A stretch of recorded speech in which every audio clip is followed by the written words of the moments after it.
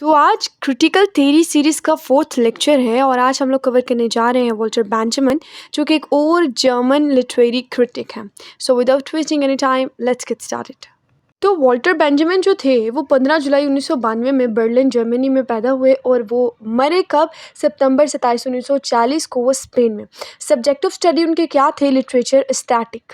इसके साथ साथ ही was the man of letters and statisticians, now consider to have been the most important German literary critic in the first half of the 20th century. यानी ये बंदा जो था बहुत ही लेटर्स लिखा करता था और स्टैटिशियंस का मतलब होता है बहुत ही ज़्यादा नॉलेजेबल पर्सन जिसके पास बहुत ही ज़्यादा इल्म हो। इसकी वजह से ही was considered one of the best important German literary critic in the first half of the 20th century. ठीक है, 20वीं सदी के फर्स्ट हाफ में ही इनको बहुत इंपॉर्टेंट क्रिटिक समझा जाता था।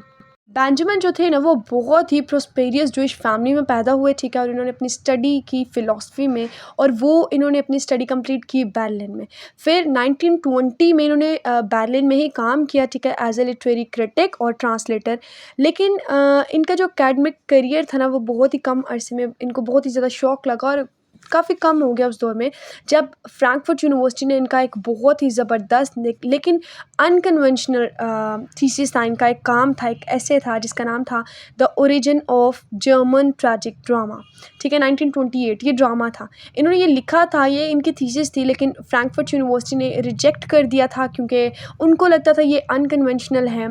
और Benjamin eventually settled in Paris after leaving Germany in 1933 upon the Nazis rise to power. अगर आप लोगों ने पिछली वीडियोस देखे हैं तो आप लोगों को पता होगा कि 1933 में हिटलर का टाइम पीरियड आ चुका था जर्मनी में, और ये जितने भी जूइश थे, जितने भी फ्रैंकफर्ट स्कूल के लोग थे, उनको छोड़ के जाना पड़ा, यहाँ से माइग्रेट करना पड़ा। ठीक है, तो इसलिए बेंजामिन भी इवेंचुअली सेटल हो गए पेरिस में 1933 के बाद, जब उन्होंने जर्मनी को छोड़ा और जब नाजी पार्टी राइज में थी, यानी उनकी पावर थी। So as you guys know कि पेरिस जो है वो फ्रांस में है, तो जैसे ही बेंजामिन पेरिस सेटल होते हैं उसके बाद 1940 में ही फ्रांस जो है जर्मन से हार जाता है और जर्मनी जो है, नाजी पार्टी जो है वो फ्रांस तक पहुंच जाती है।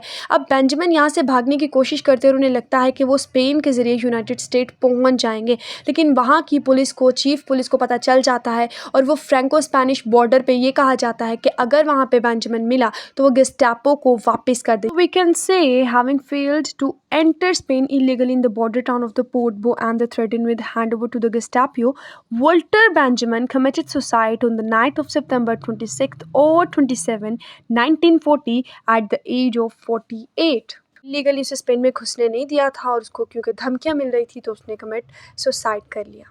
तो बेंजामिन के सुसाइड के बाद अब उसकी जितनी भी पब्लिकेशंस हुई ना उसके काम की, वो बहुत ही ज़्यादा सिग्निफिकेंट होके अराउज हुई। उस दौर में, उस राह में उसने क्या किया, बेंजामिन की रेपुटेशन को इंक्रीज़ कर दिया। और वो दौर कब का था? Late 20th century. और उसके जितने भी एसेस थे उनमें फ़िलोसॉफिकल रिफ्लेक्शंस थे लिटरेचर के, और वो लिखा करता था बहुत ही ज़्यादा डेंस, यानी बहुत ही ज़्यादा डेप्थ में लिखा करता था। और उसका ज़्यादा कॉन्सेंट्रेटेड किस चीज़ पे होता था? स्टाइल पे होता था, और उसके स्टाइल में बहुत ही स्ट्रॉन्ग पोइटिक स्ट्रेन्स हुआ करती थी। अपने काम में ज़्यादातर वो सोशल क्रिटिसिज्म और लिंग्विस्टिक को मिक्स कर दिया करता था, और अपने इस काम में वो हिस्टोरिकल नॉस्टैल्जिया भी इस्तेमाल किया करता था। उसके जितने भी वर्क थे हिस्टोरिकल नॉस्टैल्जिया बेस्ड तो थे, लेकिन उनकी जो कम्युनिकेशन थी, उनकी जो बात करने की टोन थी, वो जितनी भी थी वो पैसिमिज्म थी। ठीक है, उदासी भरी थी। इनकी जो राइटिंग थी वो पैसिमिस्टिक थी। And furthermore, the metaphysical quality of his early critical thoughts gave way to the Marxist inclination in the 1930. इसकी metaphysical quality की वजह से ही या इसके critical thoughts की वजह से ही मार्क्सिज्म 1930 में एक अरूज पर आया। ठीक है, उसकी तरफ लोगों ने रुझान करना स्टार्ट कर दिया। इसलिए इसका क्रिटिकल थ्योरी में बहुत ज़्यादा इंपॉर्टेंट रोल भी है। 48 सालों में वैसे तो बेंजामिन ने लेटर्स, जर्नल्स, क्रिटिकल लेटर्स बहुत ज़्यादा लिखे, लेकिन उनके जो फेमस वर्क थे उनमें से चंद एक मैंने लिख दिए हैं, बाकी आप गूगल से ले सकते हैं।